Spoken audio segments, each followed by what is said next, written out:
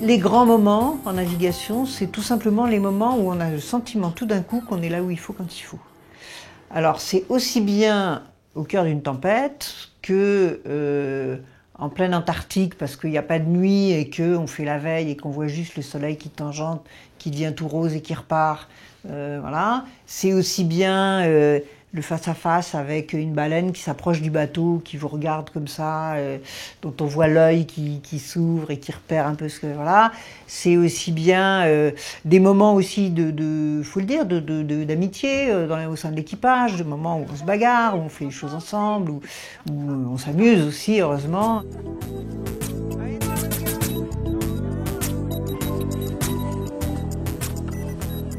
C'est quelque chose de très individuel.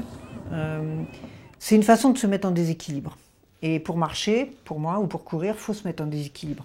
Si vous vous penchez pas vers l'avant et si vous ne levez pas un pied, vous n'allez pas le reposer plus loin. Or, ce moment où on se penche vers l'avant et où on lève le pied, c'est un moment d'aventure. Pour les petits bébés, c'est une grande aventure.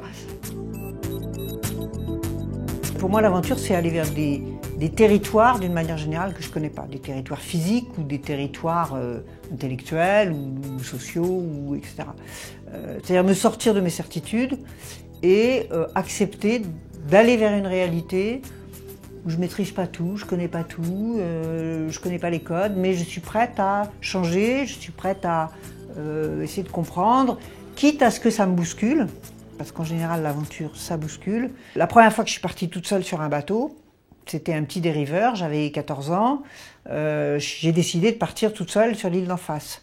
C'était, à mon niveau à moi, une aventure. Évidemment, aujourd'hui, ça peut me faire rire. La première fois que j'ai décidé d'avoir un bateau, d'être skipper et d'aller aux Antilles. Pour moi, c'était déjà une grande aventure. Je traversais l'Atlantique, voilà. Aujourd'hui, c'est une promenade de santé. Quand je dis que je navigue 3 mois par an, on me dit « mais 3 mois, t'es complètement dingue ». Bah oui, mais non, mais si je veux un tout petit peu essayer de comprendre les endroits où je suis, si je veux un tout petit peu être dedans, être en empathie avec ces endroits, bah il faut que j'y passe du temps. Et pour moi, le bateau à voile, comme la marche à pied, c'est un des rares instruments qui vous permet de consacrer du temps. Le temps, c'est la seule chose qu'on ait, nous les hommes. Le reste, c'est de la foutaise.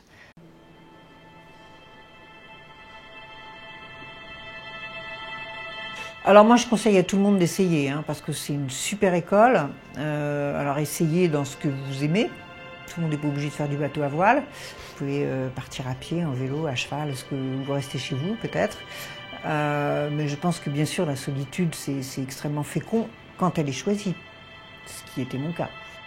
Ça calme un peu le jeu sur le brouhaha permanent dans lequel on se débat comme on peut entre Internet, la publicité, les sollicitations, etc. J'aime pas l'idée d'aller au-delà de ses limites, on va jamais au-delà de ses limites, mais on repousse ses limites. On est tous capables de pousser les murs, simplement, souvent, on ne l'imagine pas. Quand on est seul, on n'a pas le choix. Quand on est seul, personne ne va faire les choses pour vous, et donc vous les faites. Et vous vous rendez compte que vous savez les faire. Vous avez beau avoir vu tous les beaux paysages, tous les trucs, ça c'est extrêmement important pour vous, mais tout ça se concrétise à la seconde où vous revenez vers les autres.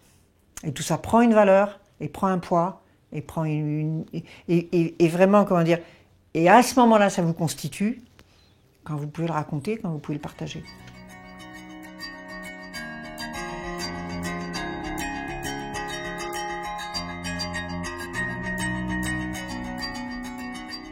L'été dernier, j'étais au Groenland, par exemple, dans le sud du Groenland, sud-ouest. À un moment donné, on voulait aller au fond d'un fjord pour voir un front de glacier. C'est toujours assez beau de voir cette glace qui tombe. Avec une carte qui avait une quarantaine d'années à peu près, une carte marine. Et quand on est arrivé, il n'y avait pas le front de glacier. On a continué à naviguer dans le fjord, à naviguer. On a fait 10 000 nautiques, c'est-à-dire presque 18 km, avant de trouver le front de glacier. Ce qui veut dire que la glace avait reculé de 18 km en une quarantaine d'années.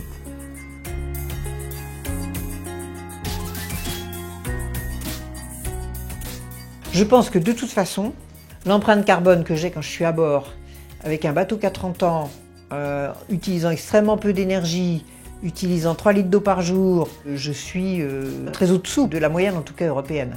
On a une empreinte écologique qui est sans doute divisée par, je ne sais pas, 20, 30 ou 40 quand on est en mer.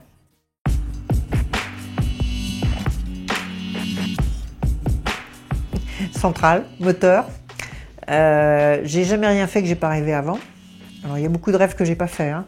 Mais évidemment d'abord ça commence par rêver, par se dire oh, je ferais bien ça. Choisir, c'est abandonner des choses, hein, pour en favoriser d'autres.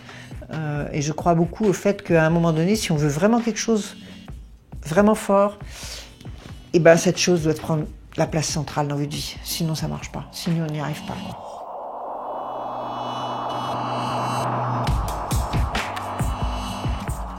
Je sais que les 20 ou 30 prochaines années sont décisives pour l'espèce humaine, en tout cas pour la pérennité de nos sociétés, de notre organisation telle qu'elle est actuellement dans le monde. Je pense que de la façon dont on va justement engager les changements dans les 20 ou 30 prochaines années vont dépendre beaucoup de choses, essentiellement liées à notre bien-être, liées à notre capacité à continuer à vivre de manière décente et à vivre ensemble. Et je suis très... à la fois, oui, un petit peu angoissée, forcément, mais en même temps très passionnée par ces changements. Des fois, on me demande si je suis optimiste ou pessimiste. Je dis que j'en sais rien, je m'en fous, c'est pas le sujet. Moi, j'ai envie de faire, voilà, et j'ai envie qu'on fasse ensemble. Et je pense, alors dans 30 ans, je serai peut-être un peu vieille, je sais pas si je verrai tout à fait le bout de cette affaire. Mais voilà, je crois que c'est complètement passionnant.